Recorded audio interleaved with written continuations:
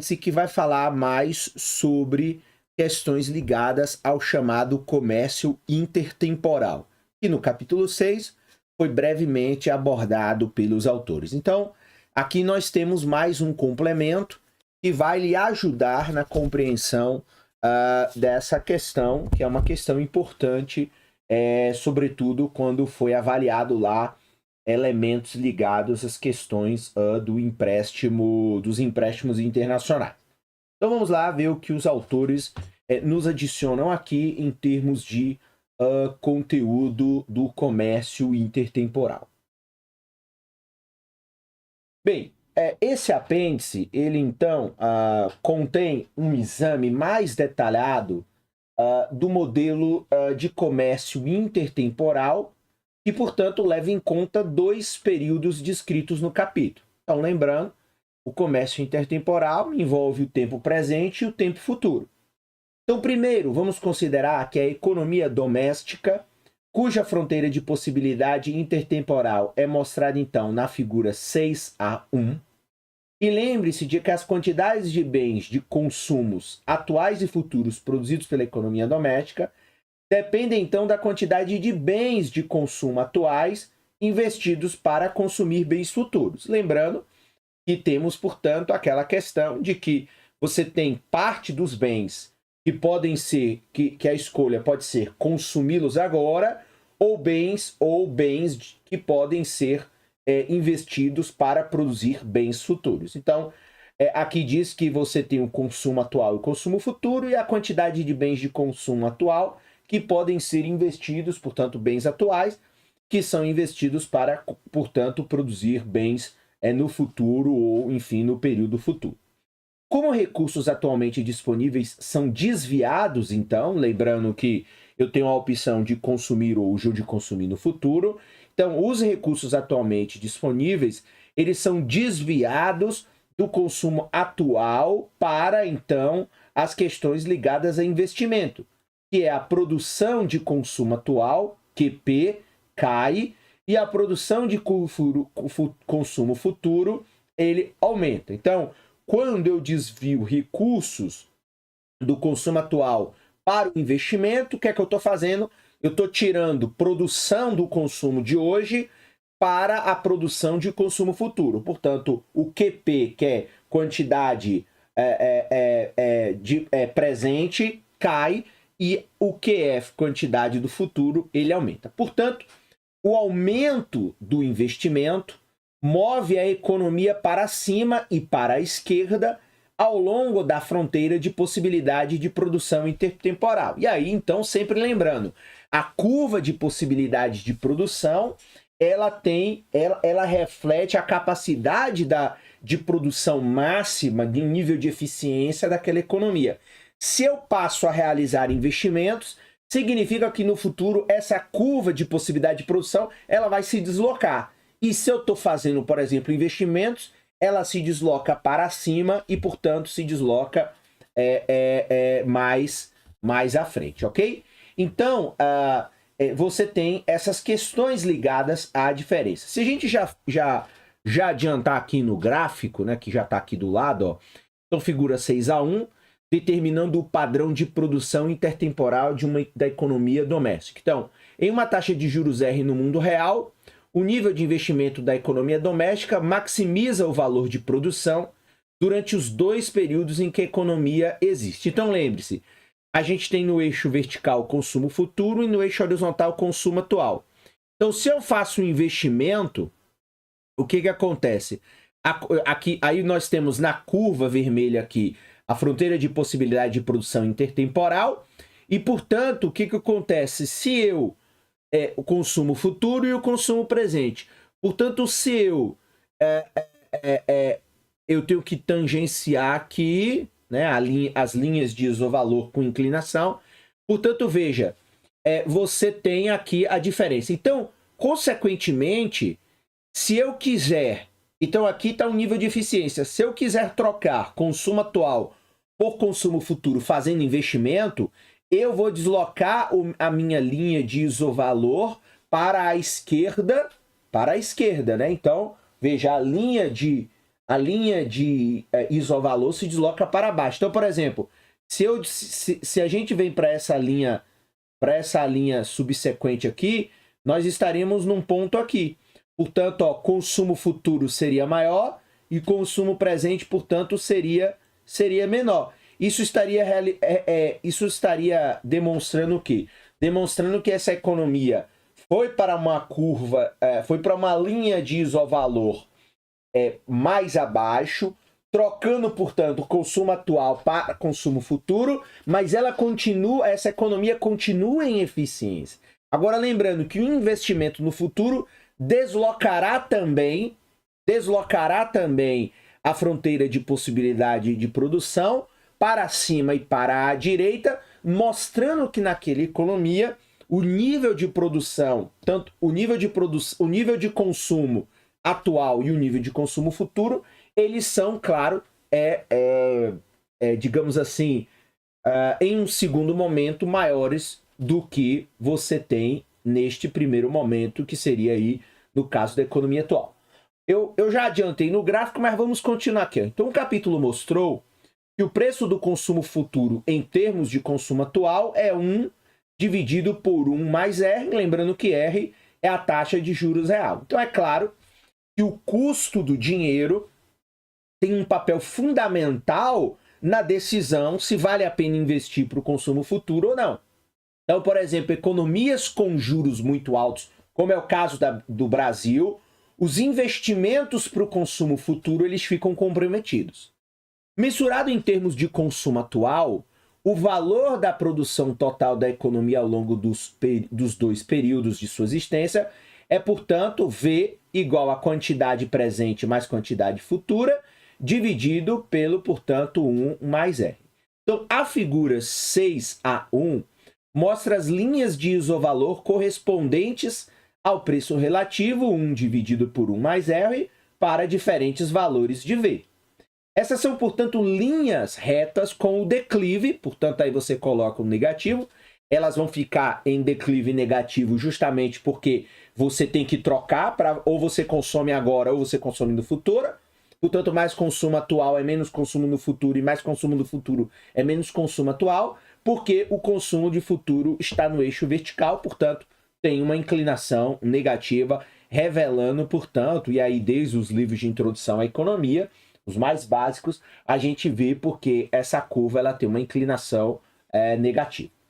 Como no modelo padrão de comércio, decisões firmes levam a um padrão de produção que maximiza, portanto, o valor da produção nos preços de mercado. Então, a quantidade presente mais a quantidade futura, dividido por 1 mais a taxa de juros real. Portanto, a produção vai ocorrer lá no ponto Q que a gente viu, querendo ou não, no ponto onde há uma maior eficiência, portanto, na linha de isovalor que tangencia a fronteira de possibilidade de produção intertemporal. A economia investe a quantidade mostrada, deixando o QP disponível para consumo atual, e produz uma quantidade de QF de consumo futuro quando o primeiro período de investimento é compensado. Então, aí aqui, o que acontece? Repare o paralelo com a figura 6.1, onde os níveis de produção de tecidos e alimentos eles são escolhidos para um único período a fim de maximizar o valor de produção. Então, por isso que ali está como fronteira de possibilidade de produção intertemporal, porque ali tem consumo presente e consumo futuro. Na figura 6.1, a gente viu o nível de produção de tecido e o nível de produção de alimento em um único período. No ponto de produção escolhido Q, que é o ponto que está ali, o tangenciamento da linha de isovalor com a curva de possibilidade de produção, o consumo futuro extra, que resultaria de investimento em unidade adicional de consumo, vai se igualar, portanto, a 1 mais R. Seria ineficiente impulsionar o investimento além do ponto Q, porque a economia poderia ir melhor ao emprestar consumo atual adicional para estrangeiros como alternativa. Então, a figura 6A1 sugere que um aumento na taxa de juros real mundial no R, que aumenta as linhas de isovalor, mas causa uma queda nos investimentos. Então, se você tem aqui, sugere que um aumento, tanto levando em consideração aí uma taxa de juros R no mundo real, o nível de investimento da economia doméstica maximiza o valor de produção nos dois períodos que a economia existe. Portanto, se a taxa de juros real ela aumenta em nível global, isso aumenta as linhas de isovalor, mas isso causa, portanto, uma queda nos investimentos. Por quê?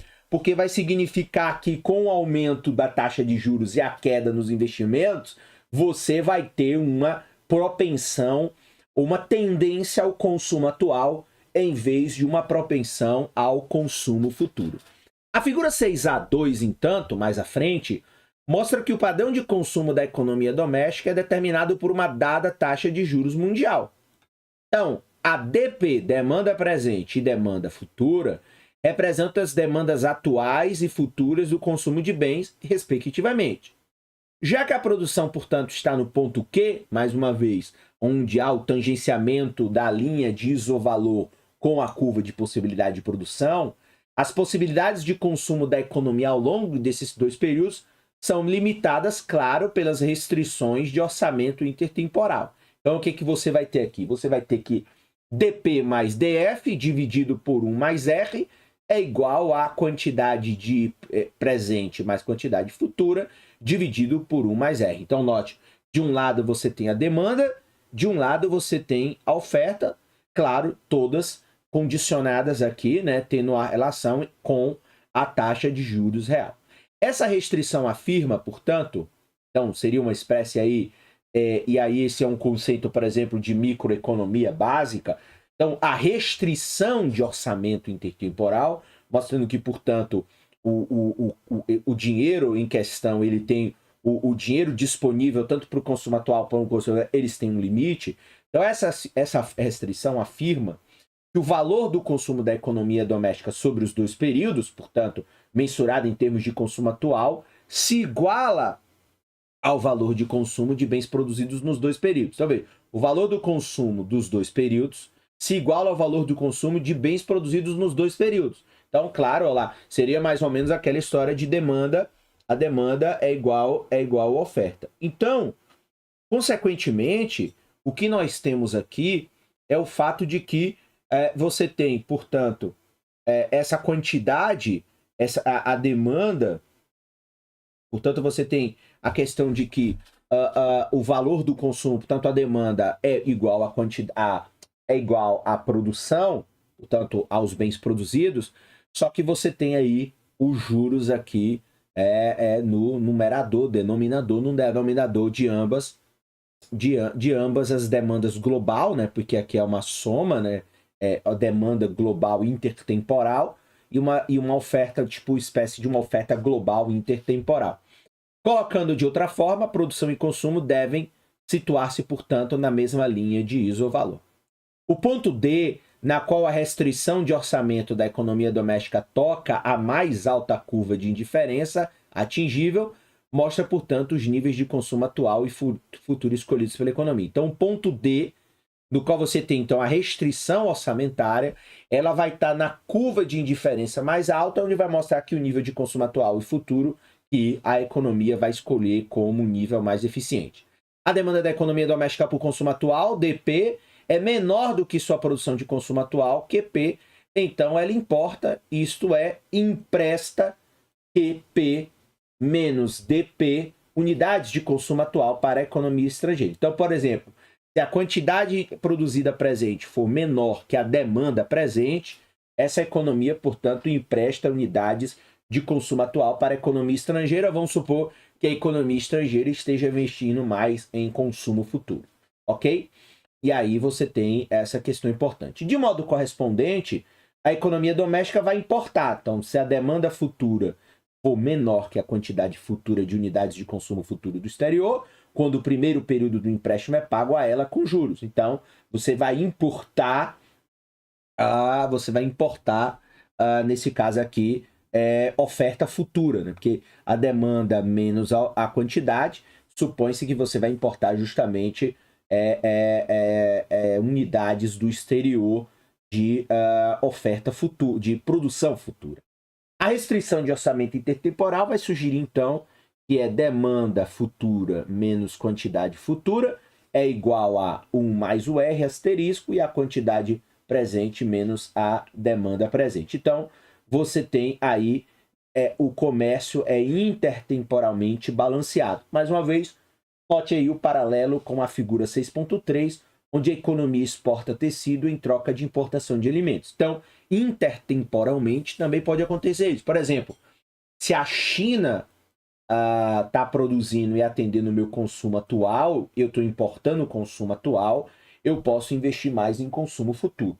Então, ó, a figura 6A.2, determinando o padrão de consumo intertemporal da economia doméstica, a gente vai ver o que a gente viu aí nos últimos parágrafos. Então, mais uma vez, você tem consumo futuro no eixo vertical, consumo atual no eixo horizontal.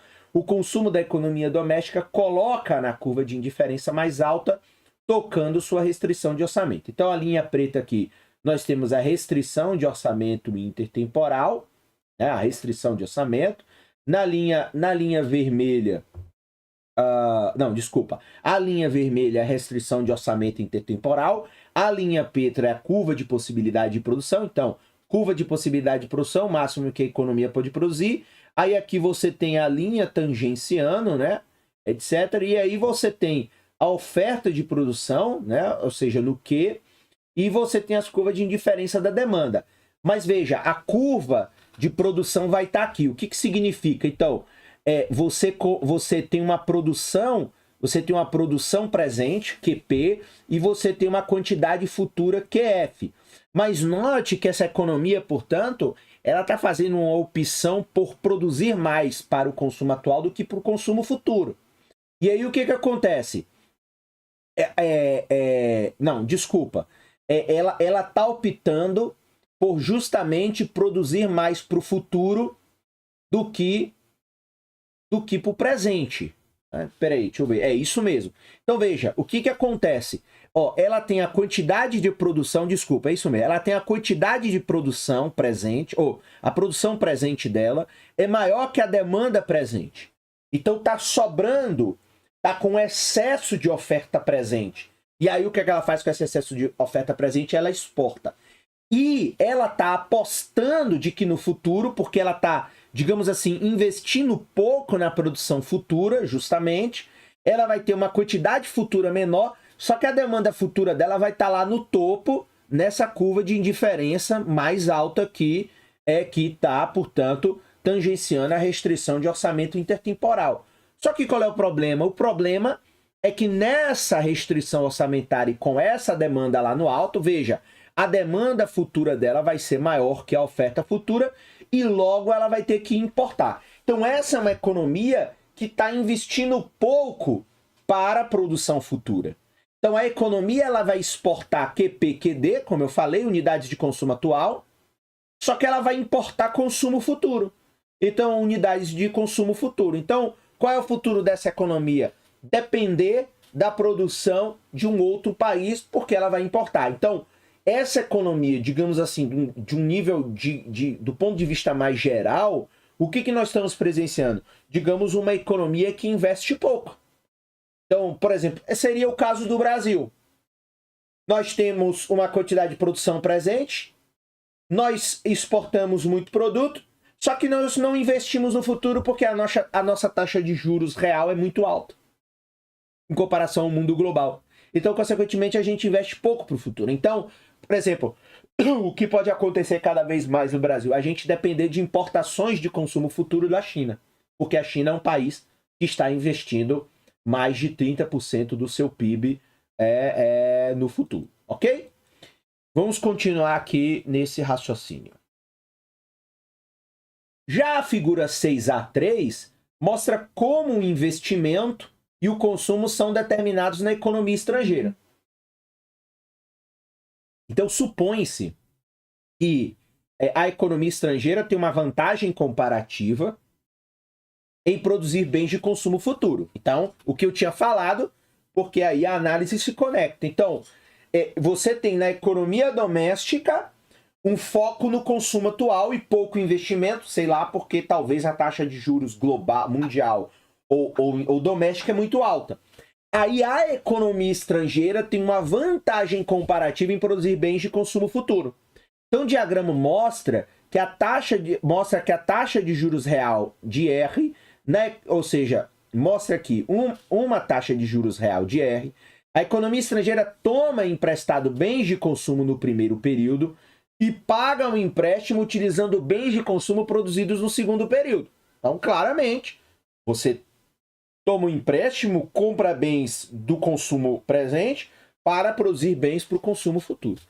Por causa dessas oportunidades de investimento interno relativamente rico e de sua preferência relativamente por causa dessas oportunidades de investimento interno relativamente rico e de sua preferência relativa por consumo atual, a economia estrangeira é um importador de consumo atual e um exportador de consumo futuro. E aí agora ela é o contrário. Então ela importa produtos do consumo atual de outra economia para se preparar para exportar o consumo futuro. As diferenças entre a fronteira de possibilidade de produção da economia doméstica e a economia estrangeira levam às diferenças nas curvas de oferta relativa representadas na figura 6.11. 6.11 lá do capítulo. Então, na taxa de juros de equilíbrio, 1 dividido por 1 mais R1, a exportação de consumo atual desejada pela economia doméstica vai se igualar às importações de consumo atual desejadas pela economia estrangeira. Claro, lembrando mais uma vez de que como você só tem duas economias e você está considerando apenas, enfim, uma teoria, digamos assim, mais simplificada, você então vai ter essa igualdade. Ou seja, se eu só tenho um país para me relacionar, tudo que eu exporto, o outro importa. E tudo que o outro importa, o outro exporta. Então, enfim, se você fecha a equação. Colocando de outra forma, nessa taxa de juros, o empréstimo do período desejado pela economia doméstica se iguala ao empréstimo do primeiro período desejado pela economia estrangeira. Então, oferta e demandas são, portanto, iguais em ambos os períodos, ok? Porque você exportou, mas depois você vai importar e aí você tem. E aí você vai igualar. Então, na figura 6a3, determinando os padrões de produção e consumo intertemporais da economia estrangeira, você vai ter, então, que a economia estrangeira produz aqui no ponto Q asterisco, né? E consome no demanda asterisco. Portanto, veja que é ao contrário, né? Então, você tem a restrição orçamentária aqui de preto agora, você tem a curva de possibilidade de produção em vermelho. Aí note que, portanto, ela é uma economia que produz pouco no presente e demanda muito. Portanto, ela vai importar consumo atual. E ela vai, consequentemente, produzir mais do futuro e demandar menos no futuro, portanto, ela vai ter o período de exportação. Portanto, o contrário. E aí, como é um modelo teórico de economia, de um mundo dual, com apenas dois países, uma economia doméstica e uma economia estrangeira, claro, tudo que um importa, mais uma vez, é o que o outro exporta, né? Aqui tem as equações, tem as funções, tem tudo se você desejar, claro, tudo isso aqui permite, se você quiser avançar nos estudos de economia internacional, você começar a, digamos assim, colocar números, valores e permitir a equação. Então, a economia estrangeira produz no ponto Q asterisco e consome no ponto D asterisco, importando unidades de consumo atual. E depois vai exportar unidades de consumo futuro, como a gente viu aí no último gráfico, ok? Bem, esse foi um apêndice do capítulo 6, um apêndice curto, e que ajuda aí na compreensão adicional referente ao consumo intertemporal.